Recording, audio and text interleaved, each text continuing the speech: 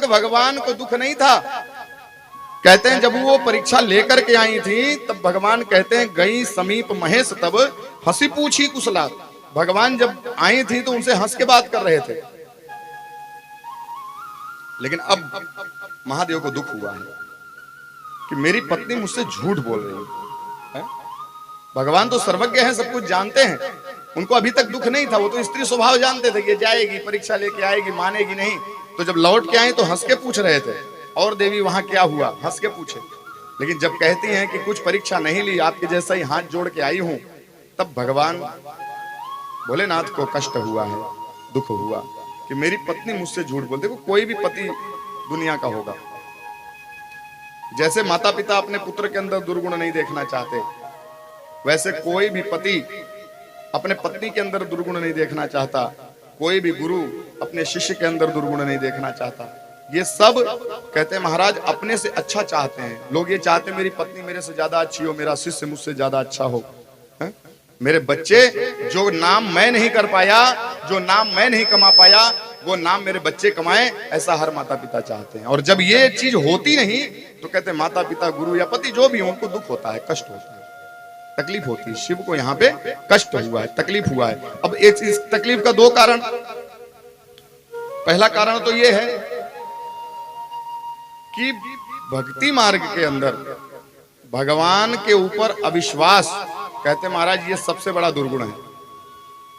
किसी भी भांति भगवान के ऊपर भक्त को अविश्वास नहीं होना चाहिए। आज धर्म के अंदर क्या है दुर्दशा, आप देखो, सनातन धर्मियों के अंदर सनातन धर्म के पात्र और उन कथाओं के ऊपर ही विश्वास नहीं है। आताताई विधर्मी और अधर्मी लोग जो पाठ पढ़ा देते हैं वही पाठ कहते हैं आज सनातन हिंदू पढ़ रहा है। 18 पुराण और उनके ही उतने ही उप पुराण उपनिषद आदि होते हुए भी कहते हैं विधर्मियों के साथ आज डिबेट करना हो तो कोई सनातनी डिबेट नहीं कर सकता। क्यों? क्योंकि वह उन पुस्तकों को पढ़ता ही नहीं है। और दूसरे लोग हमको दूसरी न जाने कितनी कितनी अनर्गल बातें बता करके चले जाते हैं महाराज, और हम उसको सुन के रह जाते हैं। क्यों? क्योंकि हम कथाओं को सुनते नहीं, सत्संग करते नहीं, पुस्तकों को पढ़ते नहीं। और जब विधर्मी हमें बरगलाते हैं तो हम बहक जाते हैं। कथा सुनना जरूरी क्यों है? बच्चों के साथ सुनो, बूढ़ों के साथ सुनो, आप स्वयं सुनो, हो सके तो पतिदेव भी आपके सुने, सगे संबंधी सुने। सत्यनारायण की कथा में एक ही चीज कहा गया है, कथा जब भी सुनो बंधु बांधवों के साथ सुनो, अकेले मत सुनो। क्यों? क्योंकि जो ज्ञान का प्रसार है, धर्म का प्रसार है, वो सब लोगों में, अनेक लोगों में हो सके आपके माध्यम से। यहां कहते हैं महाराज अविश्वास, धर्म के ऊपर अविश्वास, भगवान के ऊपर अविश्वास, या हिंदुओं की सबसे बड़ी कहते हैं भूल है। और इसको यदि सुधारना है तो हमारे जो युवा पीढ़ी है, हमारे जो जवान बच्चे हैं, उनको धर्म के प्रति आस्थावान बनाना होगा। और कहते हैं महाराज हर विषयों के साथ एक विषय धर्म का भी पढ़ाना होगा। बोलिए श्री रामचंद्र भगवान की जय हो। और ऐसा ही संशय अविश्वास जब सती को भगवान के ऊपर हुआ है तो भगवान कहते हैं महाराज बहुत दुखी हुए हैं। और जो कोई अविश्वास कर ले भगवान के ऊपर उसकी भक्ति निष्फल है। भगवान सबरी को समझाते हुए कहते हैं मंत्र जाप मम दृढ़ विश्वासा पंचम भगति सुवेद प्रकाशा। मंत्र जाप तो करो कोई बात नहीं, पर मेरे ऊपर पूर्ण विश्वास होना चाहिए। और यदि मेरे ऊपर विश्वास ही नहीं है तो तुम्हारा मंत्र जाप करके कोई फायदा नहीं। वो भक्ति क्या है? निष्फल है। कहने के लिए तुम भक्त हो, भक्त को भगवान भी विश्वास ही नहीं। निष्फल सब भक्ति है तेरी, मन में जब विश्वास नहीं, मंजिल क्या पाएगा तू जब दीपक में ही प्रकाश नहीं। हे राम नाम के साबुन से जो मन का मैल मिटाएगा, निर्मल मन के दर्पण में वो राम का दर्शन पाएगा। हे रोम रोम में राम है तेरे, तुझसे कोई दूर नहीं, देख सके ना आँख जो उनको उन आँखों में नूर नहीं। रोम रोम में राम है तेरे, वो तुझसे दूर नहीं। देख सके ना आंखें उनको, उन आंखों में नूर नहीं। ये देखेगा जो मन मंदिर में हो, जय हो। देखेगा जो मन मंदिर में ज्ञान की ज्योति जलाएगा। राम नाम के मन का मेल बुलाएगा। जिसको अविश्वास होगा वो राम का दर्शन नहीं पाएगा।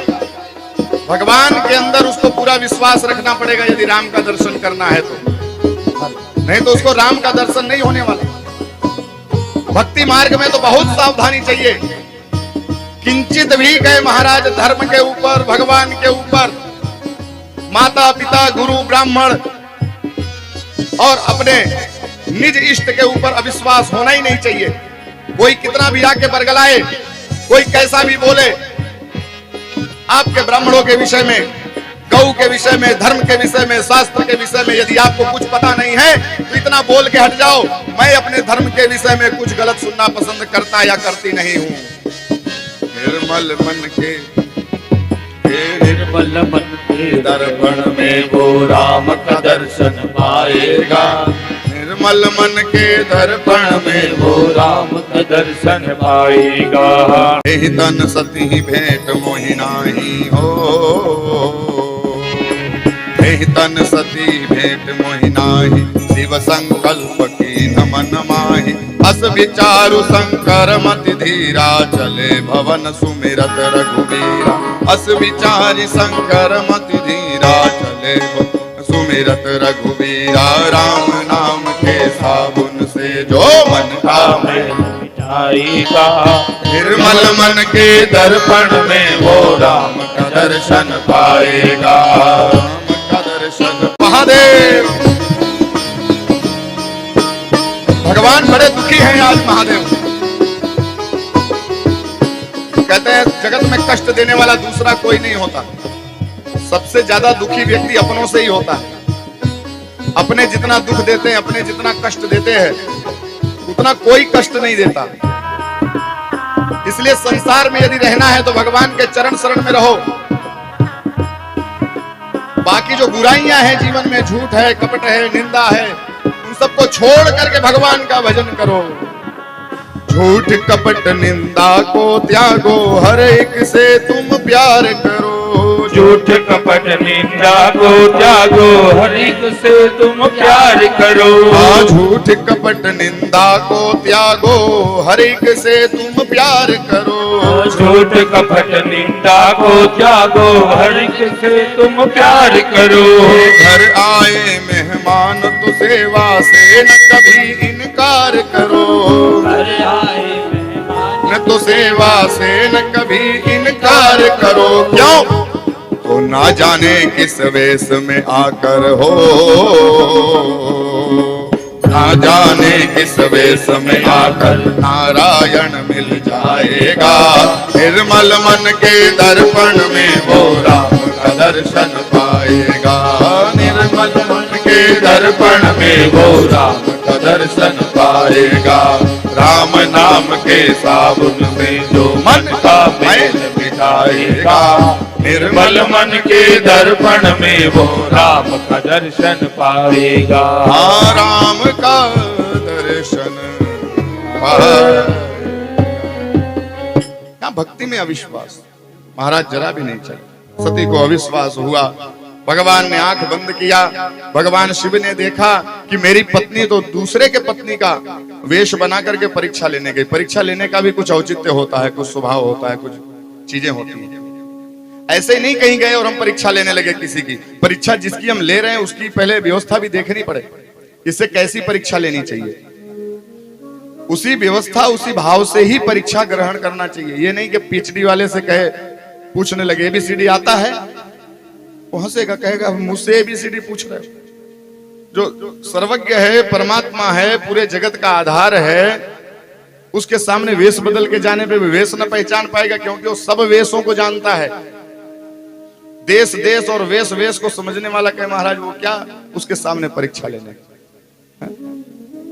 भगवान ने दोनों हाथ उठाया, और आकाश की तरफ देखा, प्रभु की इच्छा को जान करके मन ही मन संकल्प लिए।